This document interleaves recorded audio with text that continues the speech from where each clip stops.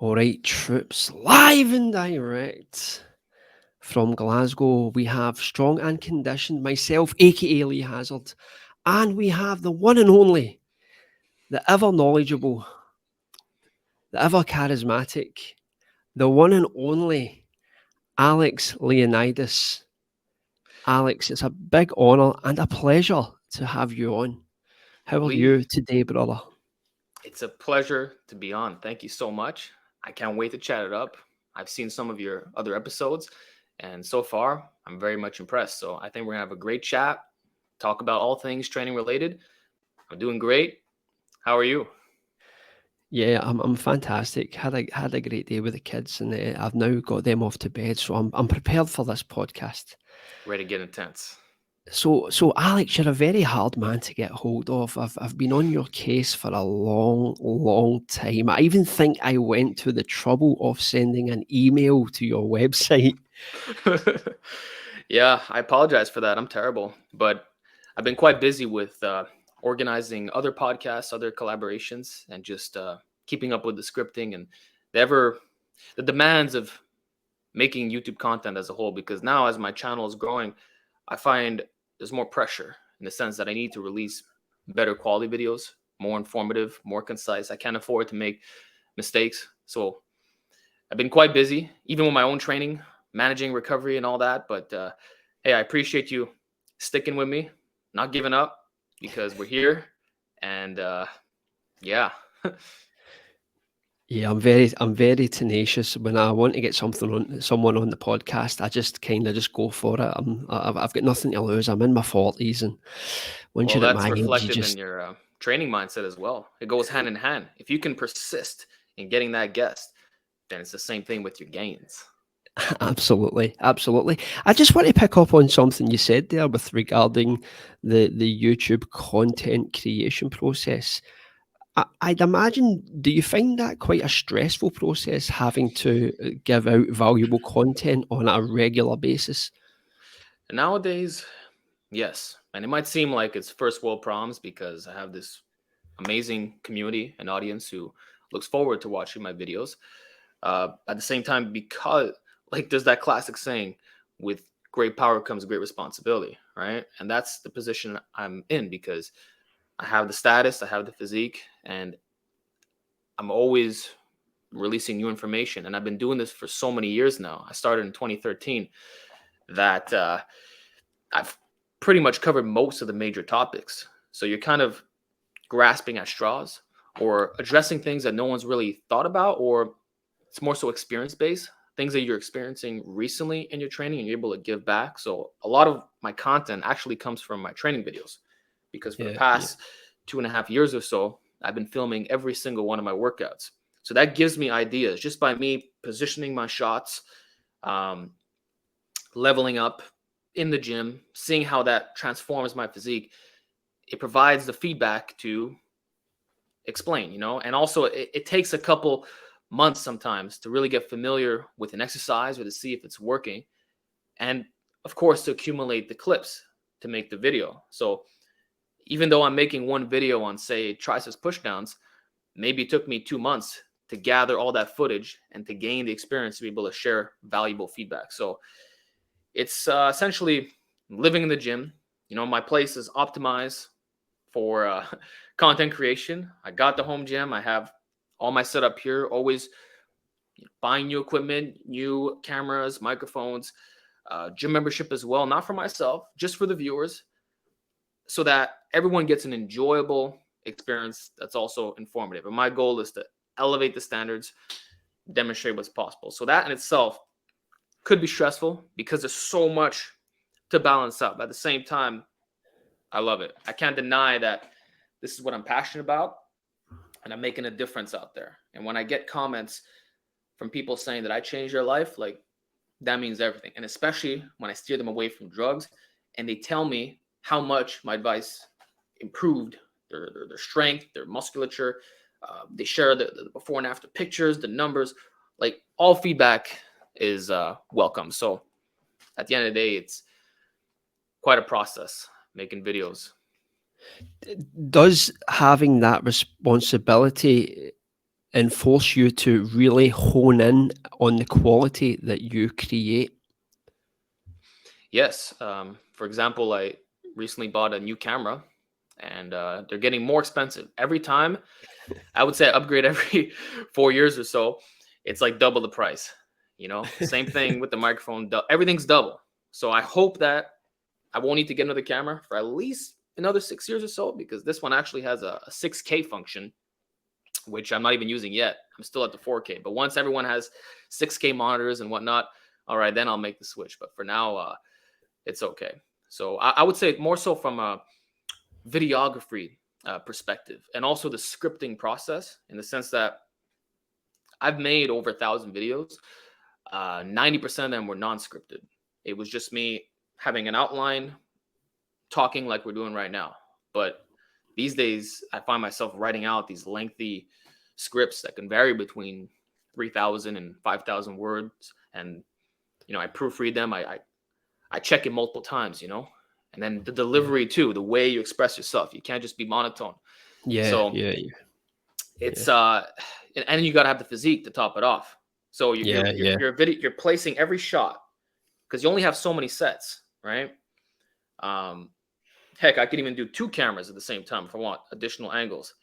And then you got to match the color science of the other one, because it's different brand, right? So it's like videography, training, uh, and then the creativity process all encompasses this, and yeah, then yeah, yeah, interacting with the audience as well, which is another job. So yeah, yeah, yeah.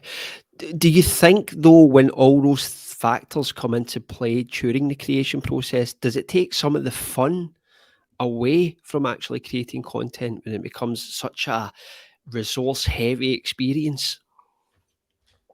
yes, um, I would say the most fun type of content is when I'm being completely natural, um, often swearing, because I am I'm an interesting character. I'm a bit crazy, and I guess that shows in the way I view strength standards. And you see my Yeah, training intensity and how I'm always shooting for more. I'm never satisfied. So I kind of suppress that a little bit, just because I've gotten older, more mature, and I know that YouTube doesn't like it either. I've actually been punished for swearing in the past, and I yeah, noticed that the moment I stopped, I started being a little bit more professional.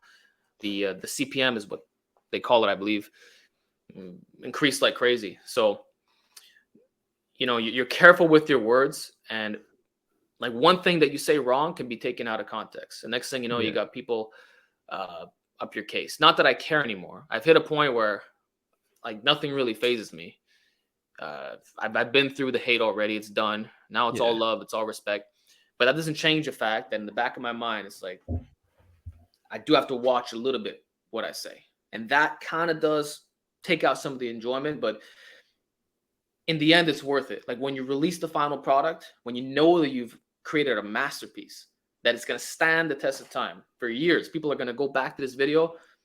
It doesn't matter if the process itself can be like, oh, at times, because, as a content creator, I'm sure you view back your older content, you scroll down, you click on it just to see how you've improved and whatnot. And it's cool re-listening to yourself and saying, yeah, I was really onto something. That was good advice. So the satisfaction you get as a creator, because that's what we are. We're designed to, you know, create. That's where the fun really is.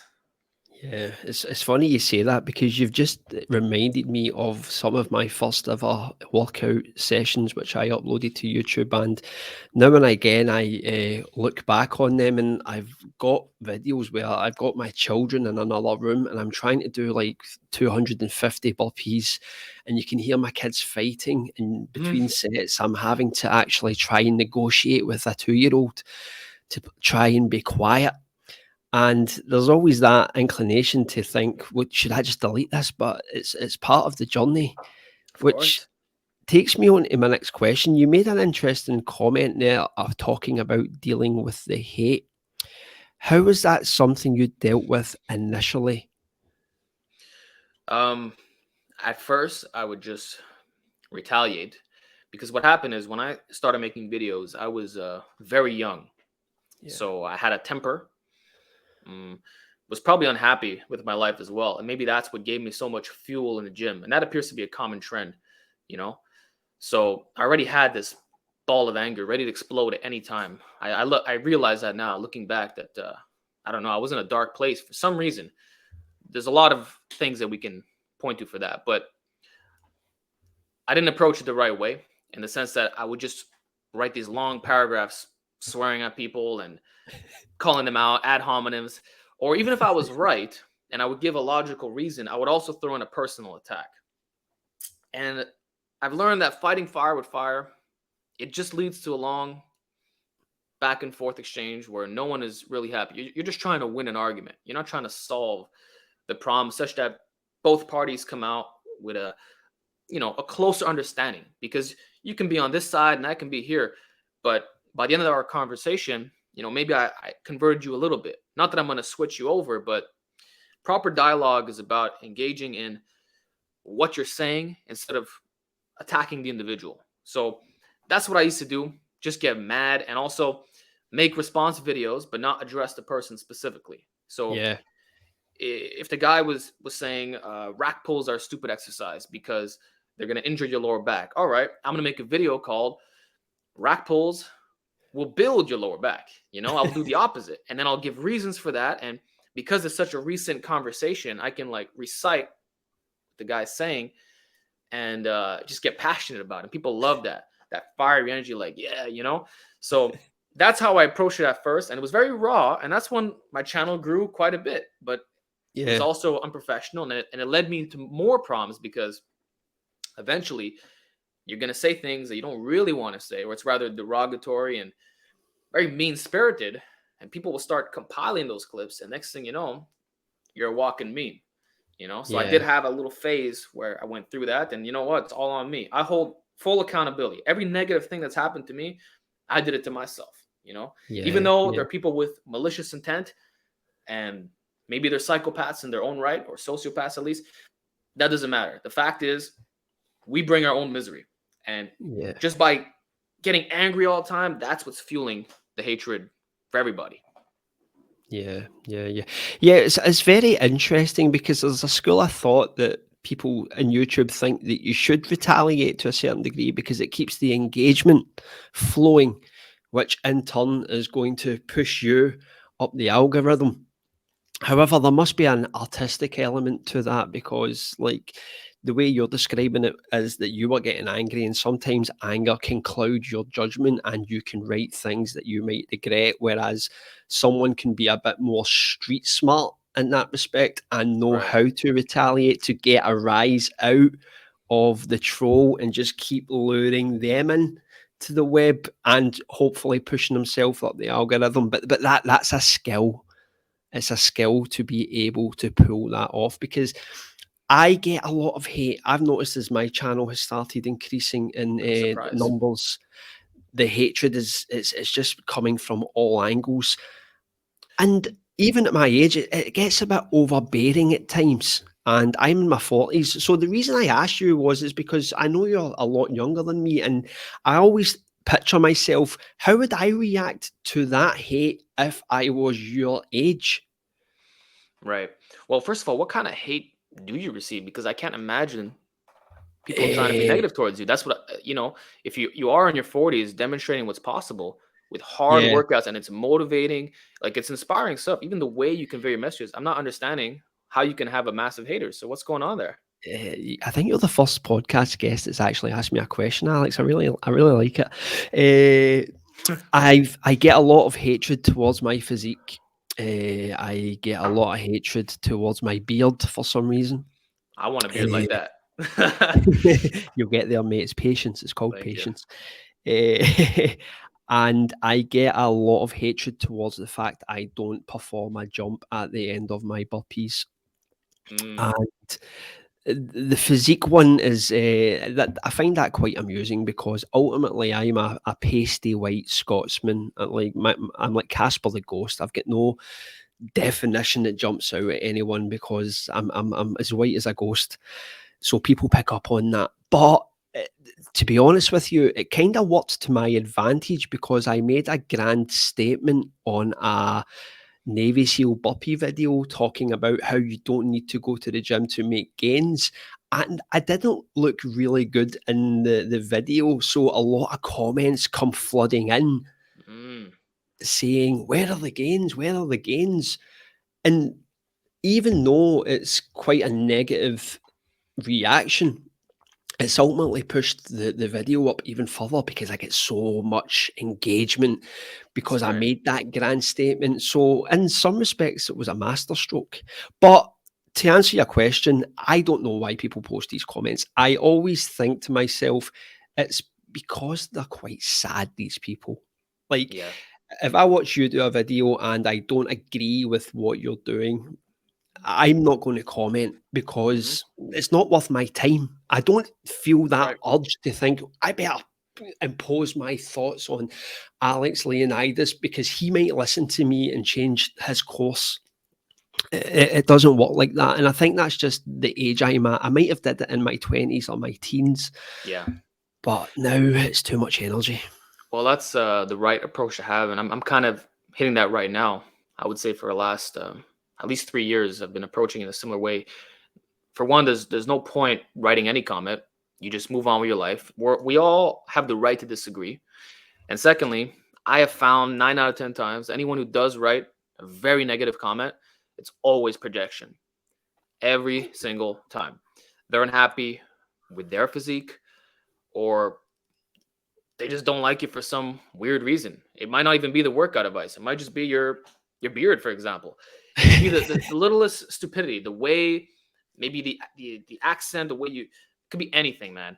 But it's always their issue. These are disturbed people because no sane person has the time to write a long paragraph hating on another man who's trying to give good information. And for what you do when talking about burpees, like obviously it's not going to build a bodybuilder level physique, but you'll still Yeah, build a great physique that's yeah, aesthetic and it looks good enough, you know. And there's some things that, you know, with the whiteness, what are you going to do? You're going to start going in a tanning bed, you know, increase your risk of skin cancer. You're going to start spraying yourself down. Like, I mean, at some point, there's only so much, you know. Me too. I'm pretty pasty in my own right, but with that, that's why cameras come into play and whatnot. You know, change the lighting a bit, try to showcase some of that definition. But I think for for you, what's impressive is the performance aspect. And when I look at other people like Iron Wolf, for example, um, it's hard to hate on a man that can do 1,000 burpees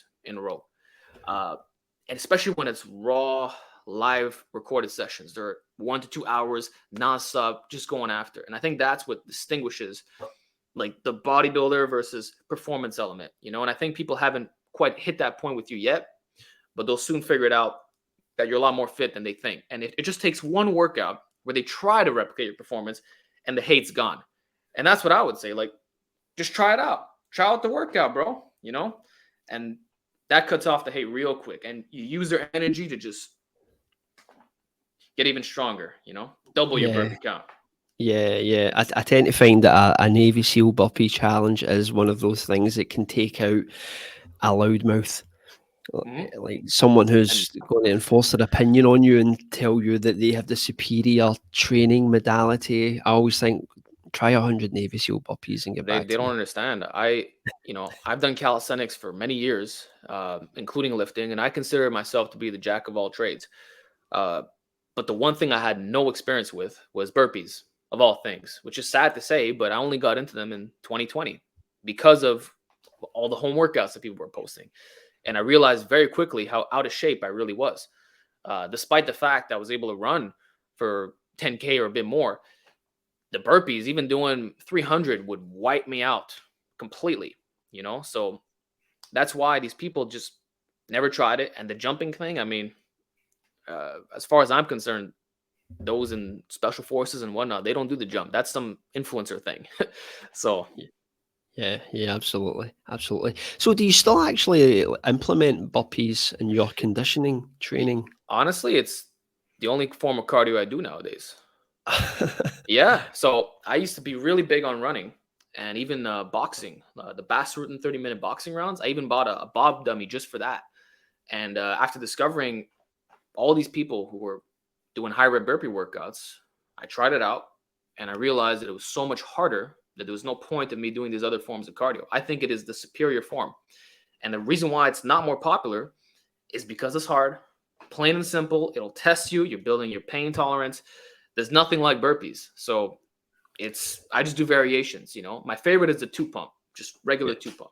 And I find Yeah, that's yeah. actually easier than a 1 pump because when you go up and down, that's more tiring than just using straight muscle power. So Yeah, yeah. The beautiful thing about burpees, and it's the thing that most people don't know about, is the amount of variety that you can squeeze out of that one movement. For yeah, example, like you've mentioned, if you're doing a 1 pump or a 6 count, you're up and down fast. So it's going to elicit that cardio response. But once you start to move up the pumps, then you will definitely elicit a hypertrophy response. And to go back to what you said initially, it's not going to turn you into Ronnie Coleman, which is the lens that people always project yep, their opinion through. That's not going to build muscle, but it's definitely going to build muscle, because you know yourself, once you have hit that 50th 3 pump, that they start to go to failure really quickly. So it's almost like you're accumulating a lot of effective reps exactly. in a session.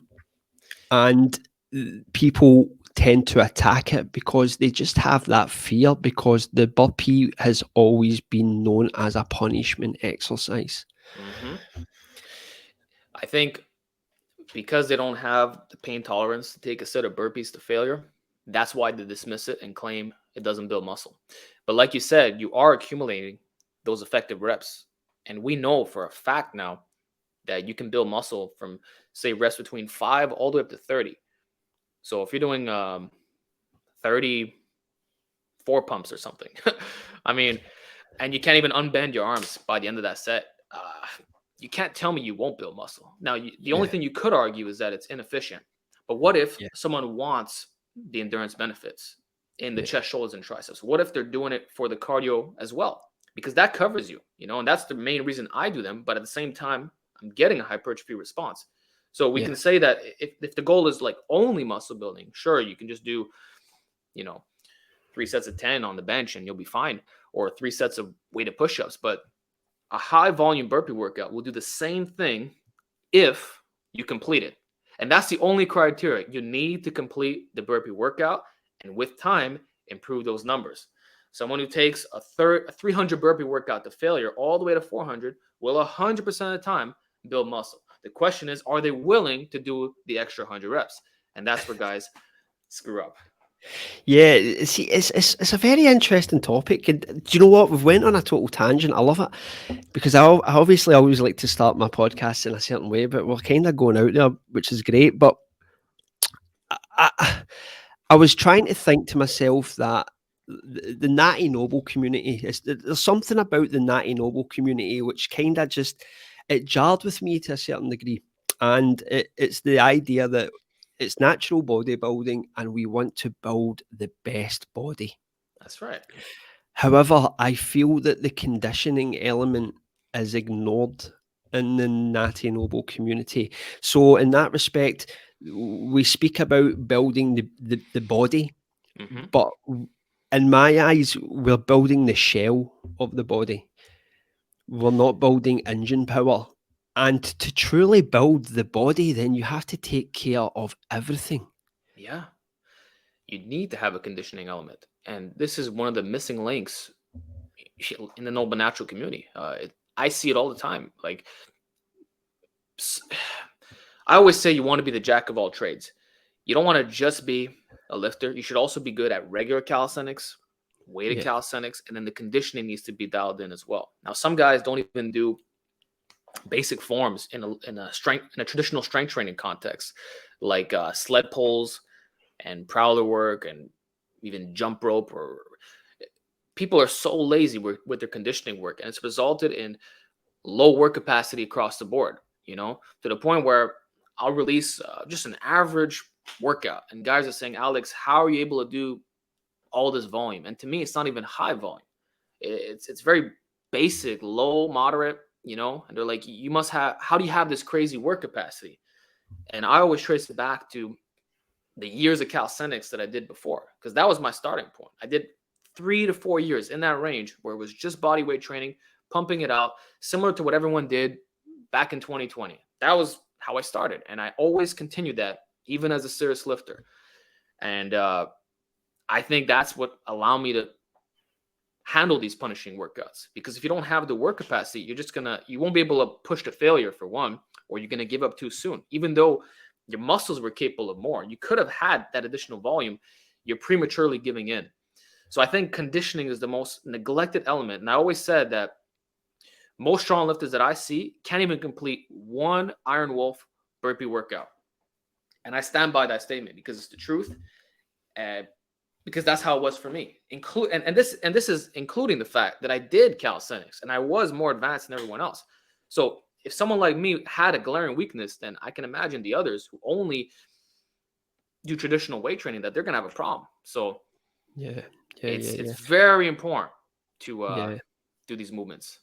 Yeah, I think it's short-term thinking ultimately, because I've got an assumption that the noble natty community is of a certain demographic. You'll tend to find that it probably falls in the 18 to 30-year-old age 18 range. to 35, I would say. Yeah.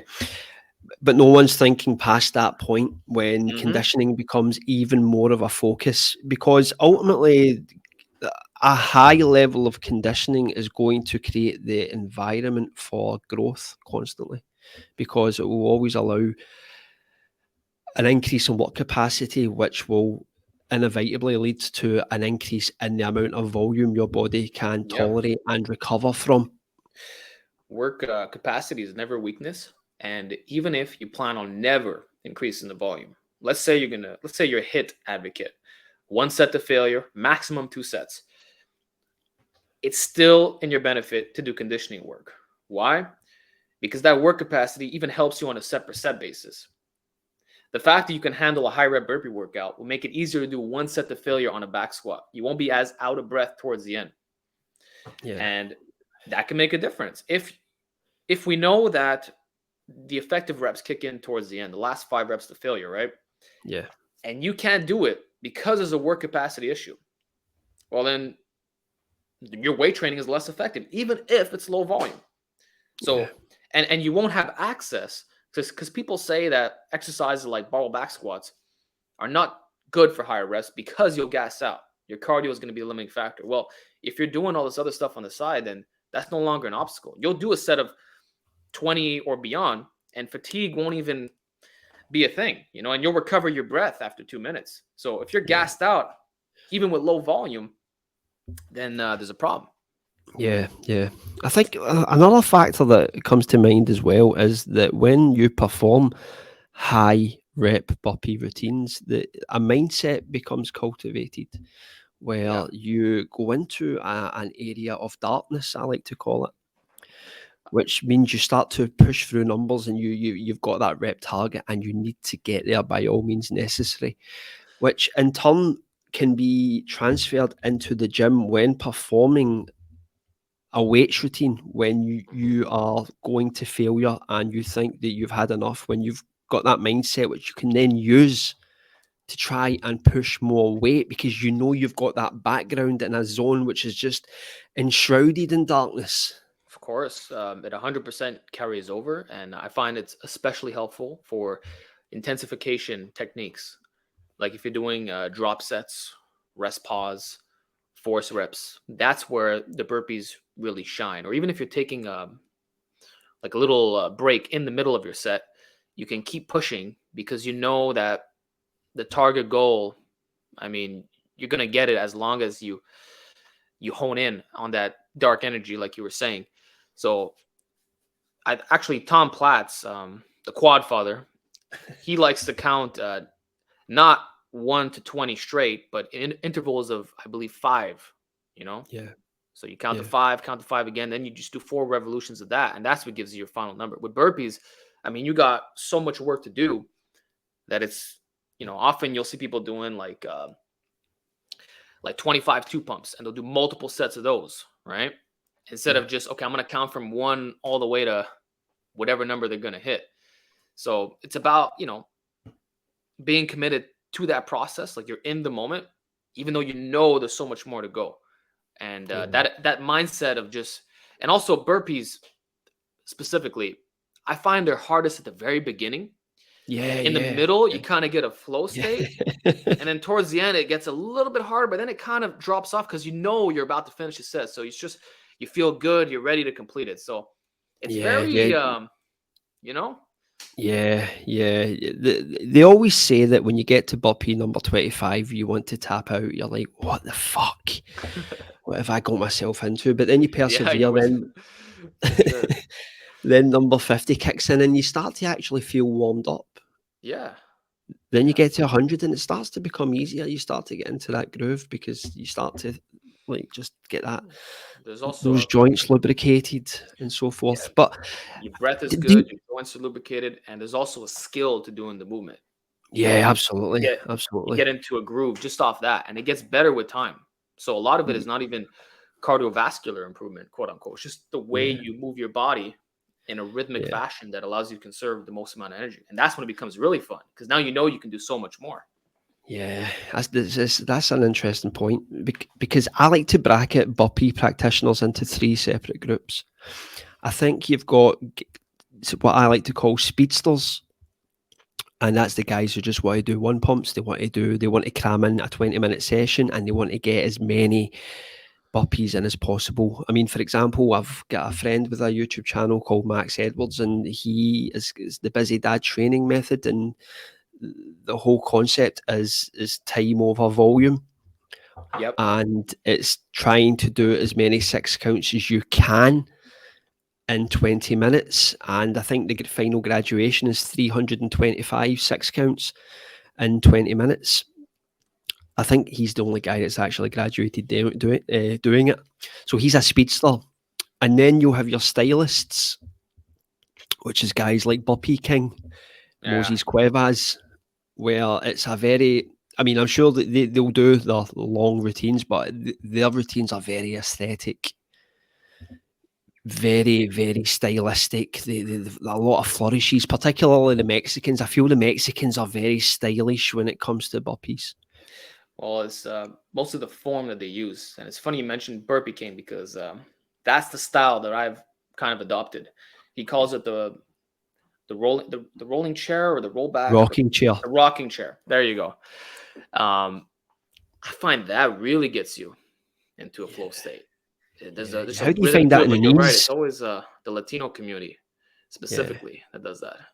How do you find that on your knees?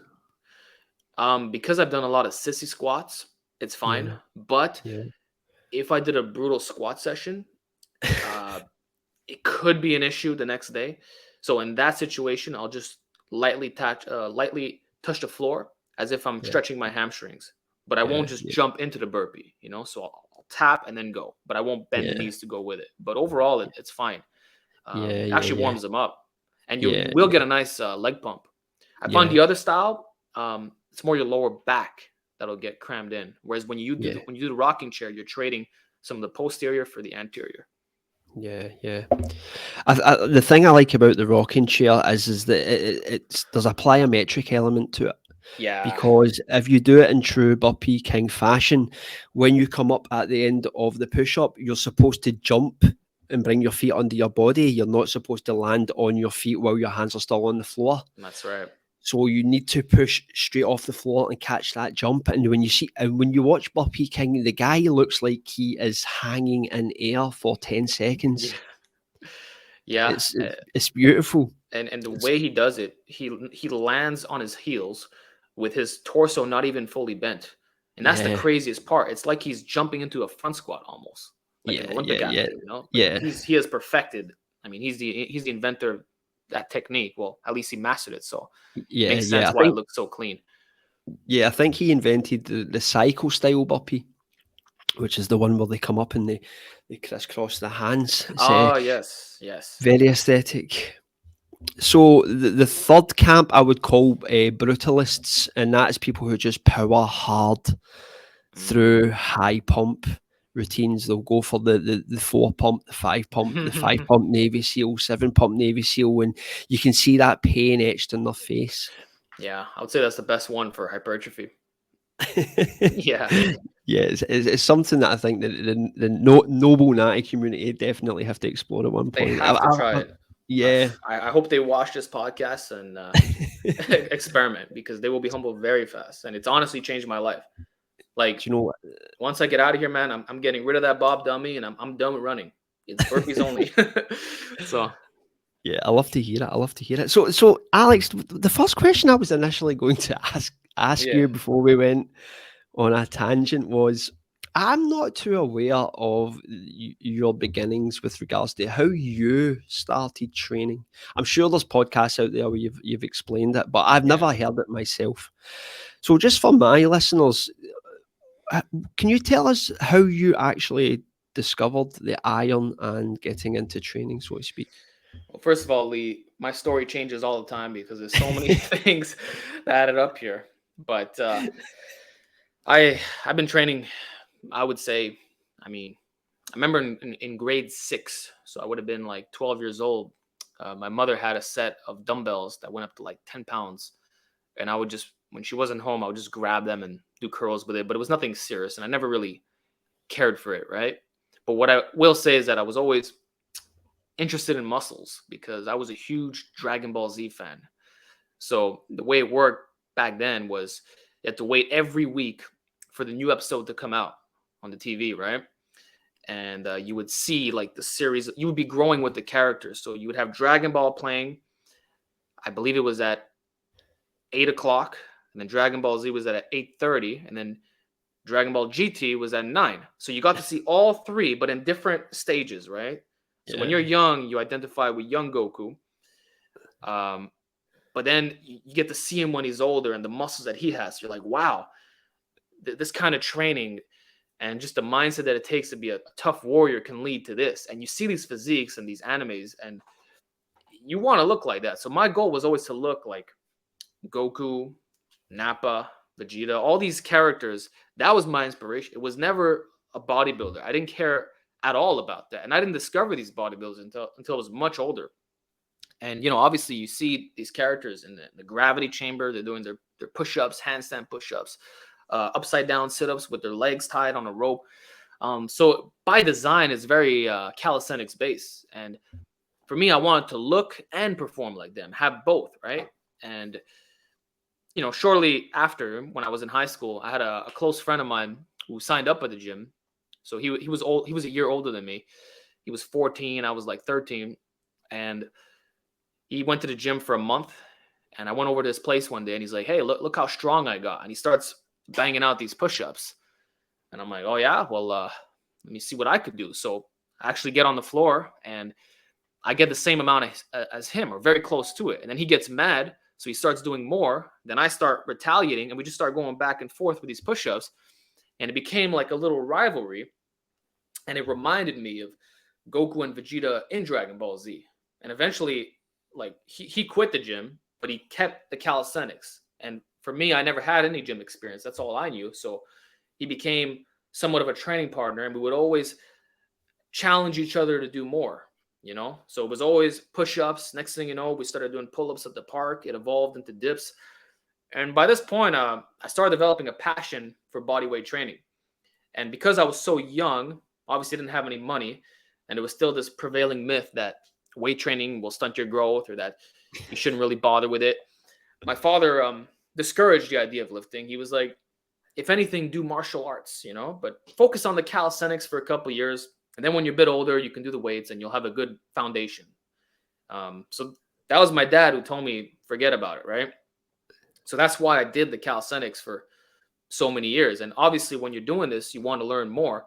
So you go on YouTube, and that's when you discover the OGs. And back then, there was Hannibal for King, Mechanimal, Fitness FAQs, Little B STEM, and a couple other guys what was his name? Fortress. There were less than 10 guys, I'll tell you right now. And the information was very primitive. So you had to experiment with everything and, make a lot of mistakes. So it was all high rep workouts, no skill stuff. Didn't even use gymnastic rings. It was just street based workouts, and I did that for like 3-4 years. I don't remember the exact time frame. But once, I ended up going from 120 pounds to 143 pounds with abs, just body weight training, not knowing what the heck I was doing. And then I started lifting from there. And then from 143, I got up to 170, became an intermediate lifter. And then the rest is history. I started my YouTube channel and I always mixed in both. So calisthenics was a starting point. It had to do with rivalries. It had to do with anime. And it's something that I just never let go. And I'm very grateful for it. So that's kind of like a summary of all this stuff.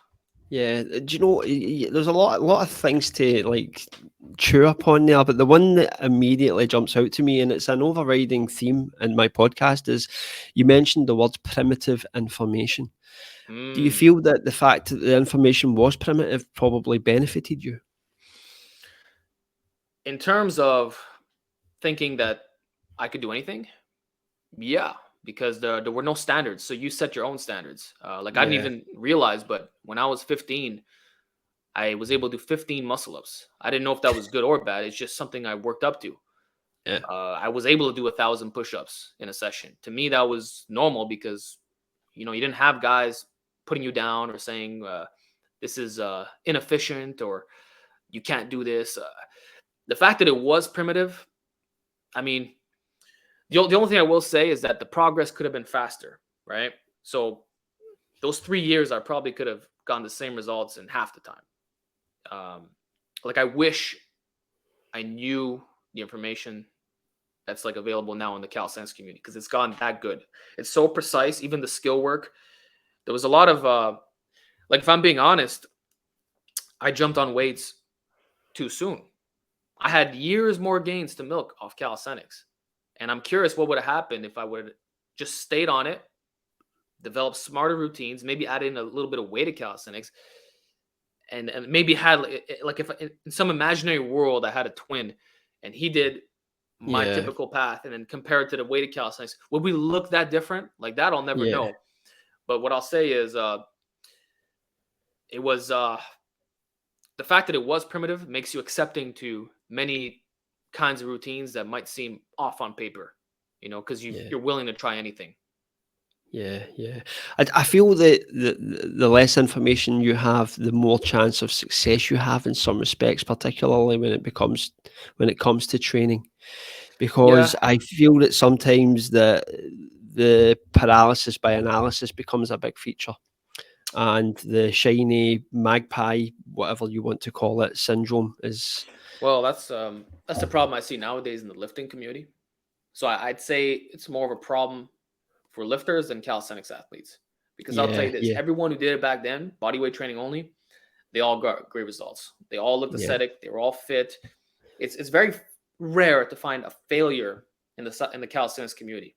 Yeah. Do you know what? That's an excellent point, because in the calisthenics community, there seems to be no drama in some respects. Like, if someone's got an idea, they'll do it. It won't be challenged. And I'm not saying that you shouldn't challenge ideas. However, in the lifting community, it seems to be the exact opposite. It seems to be constant squabbling, people arguing about what's the best technique. Yes, because there's different camps, calisthenics, the only real division we can say would be between the purists who do body weight only versus those who incorporate weighted calisthenics. Or if you're comparing a competitive street lifter versus someone who just does general weighted calisthenics. But there's so little camps to choose from that it doesn't really matter. And they're still very similar, like even the training methods. So I don't think we're at that point where, and it's all respected. Like if I'm doing a planche on gymnastic rings and this guy's only doing it on the floor, well, he's going to look up to you. He's not going to be like, oh, well, that's on rings. It's just you're leveling up. So it's difficult, because to go back to what you said there about like people who don't do weighted calisthenics, that seems to me to be more a purity issue. Like you always get these purists, which I kind of respect. There's there's something respectful about the purity of some exercises, but maybe that's being a tad whimsical to a certain degree. But Yes. with lifting, it tends to be, this is the right way. No, this is the right way. He's wrong. I'm wrong. You're wrong. Everybody's wrong. And it, and fitness to me is something that is positive, because I always remember reading something that Arnold Schwarzenegger said on Reddit, and I think someone criticized one of his posts, because I know he posts on there infrequently, and Mhm. his response was, we are all trying to achieve the same thing. We're all just trying to get fit. That's right. Who cares how we get there? And that to me is what fitness is all about. It's like we just want to feel good about ourselves. That's why we Yeah. perform Well, fitness. That's why we perform exercise. It makes us feel good. It makes us look good. It makes us move good. But ultimately, it makes us feel good. Ultimately, I think we all have the same intentions, and most of us are a lot more similar to each other than we otherwise wouldn't think. In the sense that we all value, health, longevity. We probably eat healthy as well, nutrition. We're in the gym or in the calisthenics part consistently. With social media, we're just filming different kinds of content. So a lifter might be showcasing his bench press, whereas a calisthenics athlete, uh, his planche progression. But it's always, it goes back to progression.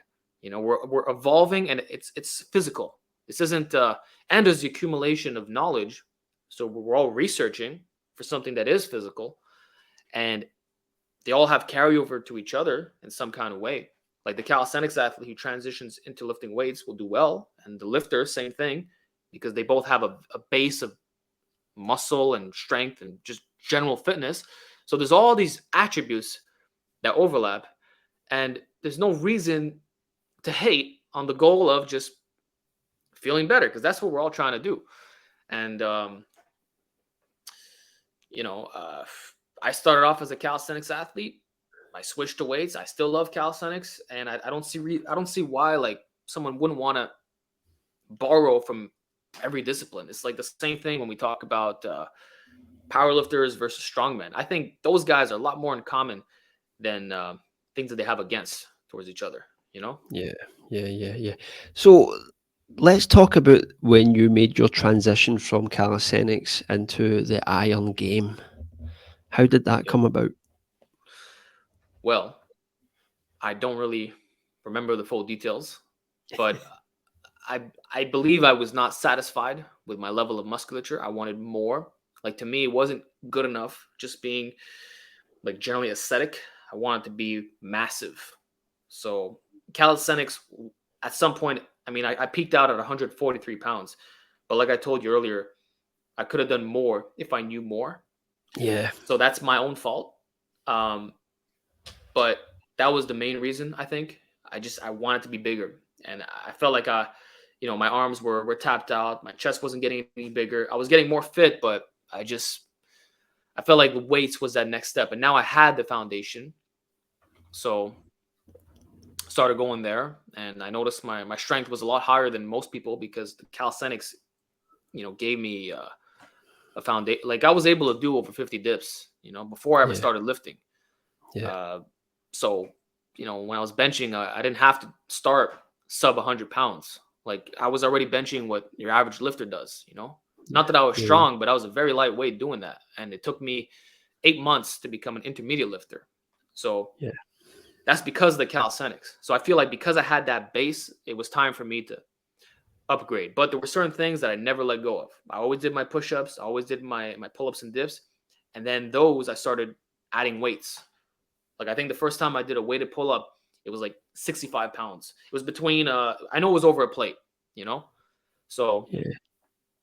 yeah, I just wanted more muscle. To me, I couldn't just be like this fit guy at the park. I wanted more. Yeah. So, how did you create your programming in that period? Did you just follow conventional cookie cutter style programs, or were you creating your own programming from the I offset? always did my own programming, but it was based off cookie cutter ideas. So I always had the basic compound movements in there: bench press, overhead press, squat, deadlift, linear progression, adding Yeah, 5 pounds of workout. I had a logbook, so I tracked everything. But I dabbled with, push-pull legs, upper, lower, full body. I tried them all, but I know that for my first year, the push-pull legs was actually quite effective for me. And then, like in the middle of the novice phase, I completely switched over to full body, and I would train that way all the way up until 2019. So the majority of my physique was built with full body. That's what ultimately, and I think it's also because with calisthenics, that's what it was. So it brought me back to a familiar place, because calisthenics is like the way I did it was circuit style. I would always, alternate push, pull, and then I would hit the legs at the very end, or I would skip them, or do cardio. So I was used to full body, and after doing push pull legs for some time, I'm like, yeah, let's go back to my roots. And also I saw some silver era bodybuilders like Leroy Colbert recommending it, saying that the split routine was for steroid users and all this stuff. So it made sense to me, and yeah, that's the routine I ultimately, landed on, and then it just evolved from there. Who were your big influences with regards to your programming? Too many. Leroy Colbert was a huge one. So he was like he was the oldest bodybuilder on YouTube. He died at 82 years old. So I was watching when he was still making content. I learned so much from that man. And then because of him, it's what led me to discover other old school bodybuilders, and I would read their articles and whatnot, right? So he was up there. Louis Simmons, in terms of the programming side of things for conjugate strength training, anything that has to do with strength development, Louis Simmons all the way. And then anyone who's associated with him, any of his former athletes or disciples or whatever, I'll listen to all those guys as well, like Matt Wenning, for example. Those are the two biggest names. There's also some OGs in the YouTube space that I can name. One of them, believe it or not, was someone who's quite hated nowadays. I don't even know if I should give him that publicity, but I was a fanboy, absolutely. I would comment on all his videos, and I learned a lot. The information was good. Eventually, I don't know what happened, but people change, right? So yeah. he was a top influence for me. Sorry. Yeah. I think egos can develop through the YouTube platform. One thing I've learned is you got to keep your ego in check. Yeah. But him, there was Omar Issoff, Johnny Candido, Chris Jones from Physiques of Greatness, the Hodge twins. I love the Hodge twins. I used to watch them every day, including when I was in high school. I'd be in the back of the class listening to their videos. I'd be playing World of Warcraft, listening to the Hodge twins. So I was a gamer nerd that had an interest. Scooby 1961, Scott Herman Fitness. And then the calisthenics channels, So those are some big names who helped me out initially. Do you miss that rawness that came from that YouTube OG era? Yeah, it was the best. But it's also because you're so young and inexperienced that everything is new to you, right? So you have some raw guys today, but just it doesn't hit the same way because you've been in that phase already. So I think it's just that we're getting older and more experienced that we don't quite have that same wow factor. So I think nostalgia can cloud judgment because you're so new, but it was definitely different. And guys said whatever they felt like saying. There was no algorithm. There was no politics. You can say exactly like it was raw and people were rude, but I love that, and I was like that too for a certain amount of time. So yeah, it was, it was something else. So what exercises did you find you were responding to the most when you started lifting? The basics, like the bench press was the biggest one. Barbell back squat. The conventional deadlift, not so much. Barbell row did me good. Standing overhead press. Weighted pull up, weighted dip.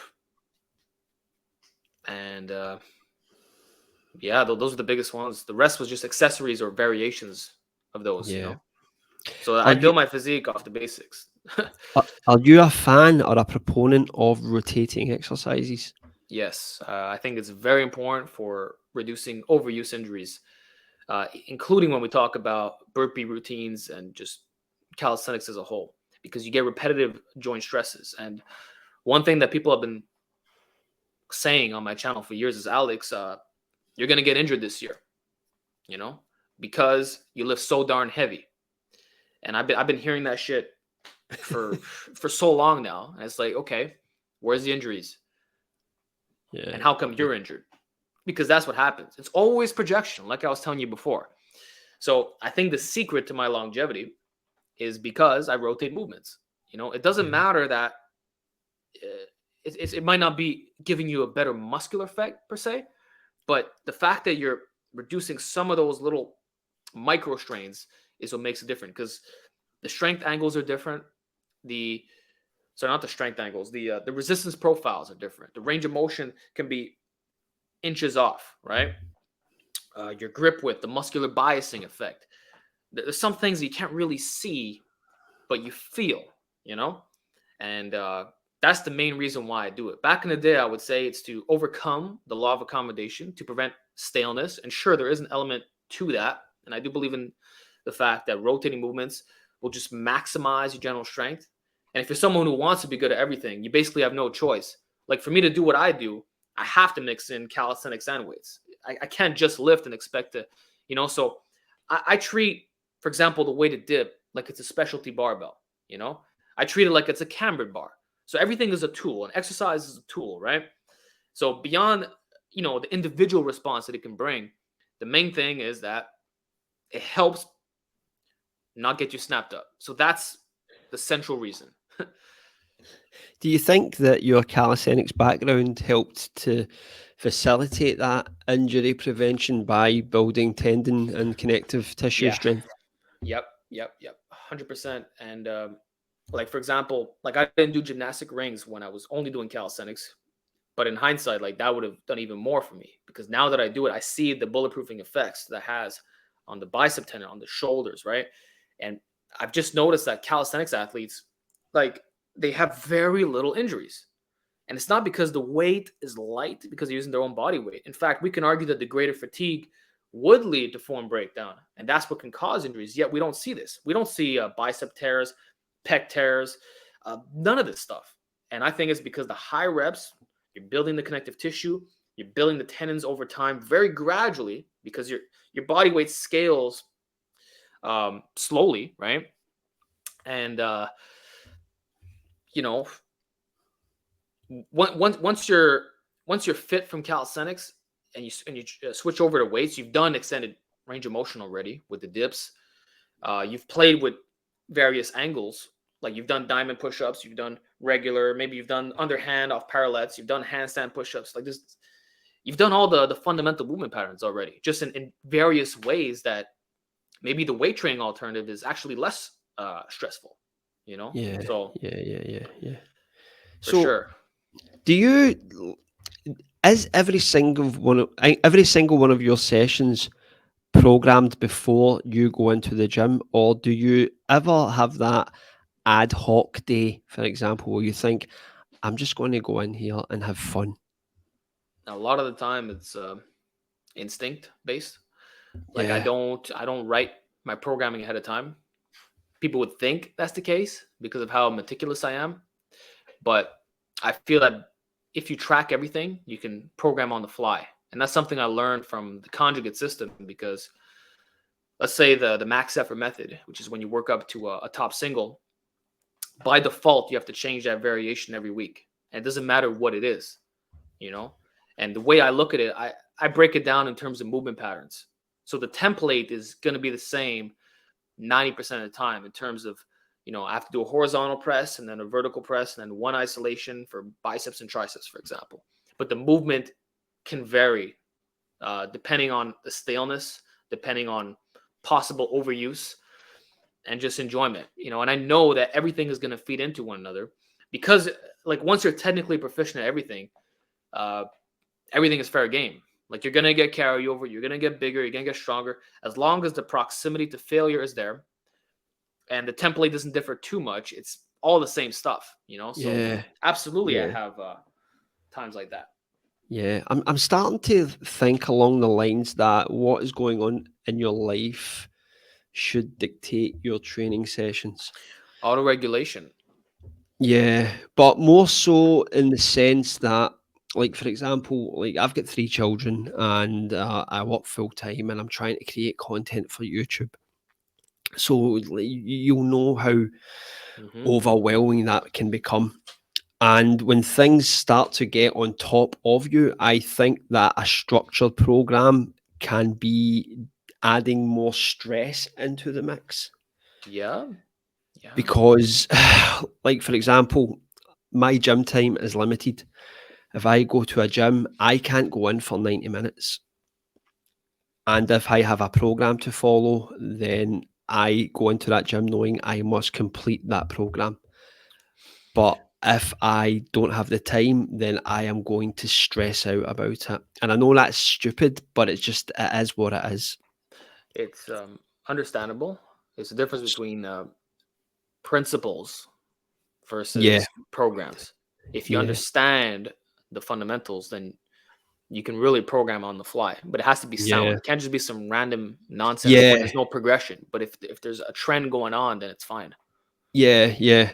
I think that when times like that arise, then you go into the gym and I don't want to say have fun. You're not going in and having fun, but you're Hmm. going in with no set plan. But you're doing the things that you like, but you're attacking them with ferocity Of because course. because you know you're under a strict time limit, so you need to make everything count. And if you rotate through the same Hmm. exercises regularly, then you are going to make progress eventually, because I feel sometimes programming can be overwhelming in some respects. Psychological staleness is a big one. If changing things up allows you to maximize your limited time and you're going to give it your all, then that in itself is worth it, regardless if it's optimal or not. Yeah, And another thing, when you know that you have limited time, let's say if you're going to the gym, well, this is where the usage of calisthenics or a home gym can be so beneficial. So it's about being aware of what can you do to make to maximize every minute, and that's why, yeah, like, even if let's say I only have 90 minutes, well, if I got to go to a gym, uh, I lost half an hour right there because now I got to yeah, wait for people, I got to drive there, come back. So you can gain quite a bit just by having some things accessible at home, especially if you know that for that day you don't need much else. yeah, So there's a beauty and simplicity on that aspect, and also the higher intensity. If you're really giving it your all because you have such limited time, well, that can be just as effective as a higher volume session. But you got to go balls to the wall, you know? yeah, yeah. So, with regards to your programming and that sometimes ad hoc approach, how did that how did that move into the realm when you started to train for your natural bodybuilding show? Um, what do you mean exactly? Like, Like, did you have to become more structured with your training? the only thing I will say is that you can't, you have to do it regardless. Like, there's less room for skipping workouts. You can't just, like, every workout has to count. Um, there's never a half-assed day, right? And you have to accept your inevitable downfall of strength loss, but you stick to the template regardless, because when you're in a calorie deficit and you're approaching single digit body fat, it's very hard to frequently go to the gym. Like, you don't want to do it. Your body is telling you to lie down or sit on your ass all day. So Yeah, the hardest part is dragging yourself into the gym and maintaining that system when it just wants to further lower the volume and work out even less. Like, if I were to listen to my body, it would have told me, Alex, you're going to train Monday, Wednesday, Friday, one time a week. Push on Monday, pull on Wednesday, and legs on Friday. I did not do that, even though that's what my body was telling me to do, because I knew that wasn't going to be optimal. So it's more yeah, about showing up and putting up with the pain no matter what. And in terms of the template itself, um, basically the same, except for the fact that it was one set less per exercise. So I would do 2 sets instead of 3, and which forces a higher intensity. Your workouts are slightly shorter, and because you're on such limited energy, you can still get a good stimulus in there, in the sense that it won't totally bury you.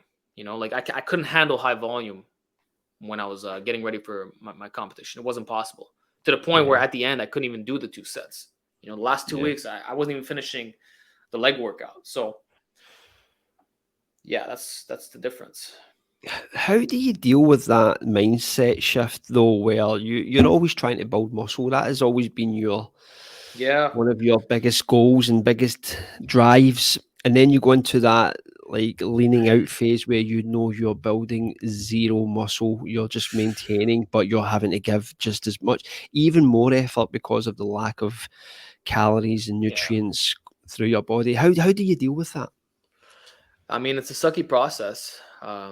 Like my journey was 7 months, and I didn't make a single, not 1 ounce of gains, zero gains for all that time. When if you're just eating normally, even in the maintenance phase, you can't be bulking. You'll still get some improvements. Here, there's none. You're just maintaining and displaying what was already built during the bulk. So on a performance side of things, I mean, there's you just got to accept it, but also shift your focus to something else, which in my case was actually calisthenics. So I know that even though I'm not gaining anything, I'm able to display my relative strength in a better way. So that could be psychologically satisfying. It gets you through it knowing that the bulk wasn't for nothing. And the example I'll give is last year, I was able to do 6 1-arm pull ups in a shredded state. And this year, I was able to do 8. So that was a +2 PR just by leaning down. So the leaner I got, the stronger I became at the 1-arm pull ups, which was very um, satisfactory. It keeps your ego in check, because if your bench press is going down, but your push up count is increasing, or your pull up count is increasing, and you're a bit more fit, you have more conditioning, that makes it easier to handle it. So I would say, when in doubt, just bring it to an activity where by design, you just being lighter is going to result in an improvement, which is not really an improvement, but it is. You know what I'm saying? So Yeah, that's I think without that, if there was like if it was just downhill for everything, then I yeah, don't know what I'd be able to tell you. But because yeah. you mix in everything, it's fine. Yeah, that's funny because calisthenics, when you're losing weight, is like it becomes cheat mode at that point. That's all it is, right? That's the beauty of calisthenics. So, one of these other questions I want to ask you, and it's to refer back to a previous guest I had on, King Jabal. He said something very profound to me about bodybuilding, which was when you're bodybuilding, you're not building a body for you, you're building a body for the judges. Mm, So, how did you is that something that became apparent to you yeah, when you started the process for the natural bodybuilding show? of course. For example, I didn't train my neck at all when I was leaning down, because you're not judged on your neck. You know, I didn't train my calves either. Now I think it would have been a lot more aesthetic, and I believe back in the golden age, the golden era, you were judged on calves, and that's why on stage most of them had impressive development. But I didn't train those either, and I also realized that certain muscles that were underdeveloped in my case, even though you would think they're insignificant, in a bodybuilding context, it's everything. So the hamstrings, for example, like when you're doing a back double biceps pose, yeah, it's about your V taper, but it's also the striations in your hamstrings, the separation of the heads, and how much the meat hangs off. And it also affects you when you do a side chest pose. So if you don't have any hamstring, it's going to make your whole leg look skinny from the side, you know? So, of all things, the freaking hamstrings, which can still be relatively muscular, but if they're not by bodybuilding standards, it can throw off even your upper body poses. So Yeah, that's one thing. Um, what else? The conditioning. By bodybuilding standards, you need to be like shredded to the bone. It's not like it was back in the silver era. If you're not like 7% body fat at a minimum, you're not winning that competition. Even if you have the better structure and more muscle mass, the guy who weighs less than you but has more veins, more dryness, he's gonna win. And I think That's why I did so well, in the sense that I came in like properly dialed in, you know. Yeah. Yeah. But yeah, I would say the body fat and then little muscles that you don't think are important, they actually make a massive difference, you know. Because if it was Yeah. up to me, and also the legs, you kind of have to have an X taper physique. For me, I find that is not very aesthetic. I prefer the old school look where you have like Yeah. well muscular legs, but then it comes out. But in Yeah. bodybuilding, you got to have this, you know. Yeah. So Yeah. you are building a body for the judges, and you're posing for them too. And the way you demonstrate, like I couldn't even do a most muscular pose because it was classic physique. Uh, but that's one of my favorite poses, right? So Yeah. there you have it. Yeah. Yeah. Is there anything that you're going to take away from that experience and use it in the future? Only if the goal is to compete again, and that would be to work on your posing, because it makes a difference. You can have the best physique on stage, but if the guy next to you knows how to pose better, he's gonna win. If you're comparable enough, it's like I think Bruce Lee said, if you have two fighters of equal strength, the one with the superior technique will win. But if they're, you know, sorry, the stronger fighter, yeah, you know what I'm saying, right? So Yeah. So one thing that I think there seems to be a bit of disconnect with the noble natty community with bodybuilding in that respect, because the thing about bodybuilding is that a lot of these guys are never going to compete. mhm. So it's the lengths you have to go to get to on stage. Like sometimes to me that is like It's the extreme. essence of bodybuilding in some respects. No, I don't. So a golden era bookworm said it best: bodybuilding is body building. It doesn't mean competitive bodybuilding, especially with the modern Yeah, standards, which is very bad for naturals. Um, yeah, for example, if you have someone who's competing on drugs, they will feel fine towards the end of their competition, because it doesn't matter that their balls aren't functioning correctly and their T levels are crashing nothing, because they're simply re-injecting it back in. And you can see the difference in the energy levels. Whereas the real natties are dead. They're wiped off. They look like, you know, the morgue is a couple weeks away. So, yeah, you know, it's when you get to the levels of competitiveness where the side effects get to the extreme. But if you stop right before that point, which is interestingly where the old school bodybuilders used to compete at, then it's fine. And I think if we continue looking at the steroid standards, which unfortunately, the crazy irony in all this is that natural bodybuilders could get more shredded than drug users because we don't retain as much water. What I'm saying is, if we keep looking at their conditioning standards, then that's what's going to turn off people from bodybuilding. And it's not the true yeah, essence. It never was about that. It became that after yeah. an era where drugs were introduced, you know? Yeah, yeah. It's funny you say that because I know a few guys who have competed in natural bodybuilding shows, and when you see them just before they're about to go on stage, I'm not going to lie, and I know this might be a bit controversial, but they don't look good sometimes. No. I'm not saying physically, but I'm talking about in the face. A Hmm. guy walked past me the other day, I know, who was, and his eyeballs were almost sunken into his head.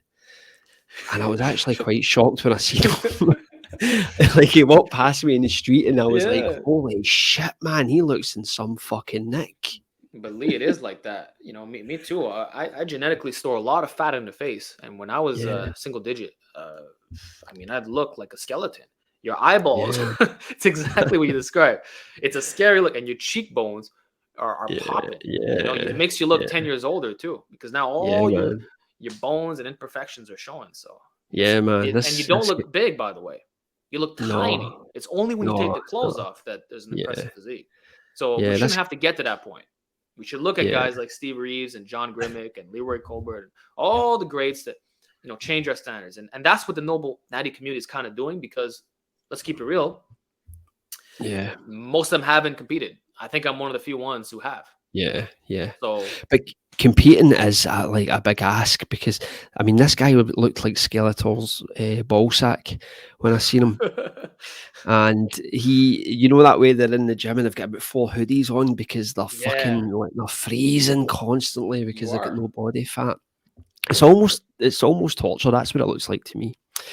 It So is. You'll be Alex, indoors with your heaters on, even though it's hot outside. so Alex, I'm going to have to wrap this up, my friend. No Uh, problem. but it's been an absolute pleasure. But before we go, and this is probably a daft fucking question, right? But can you tell people who don't know who you are where they can find you?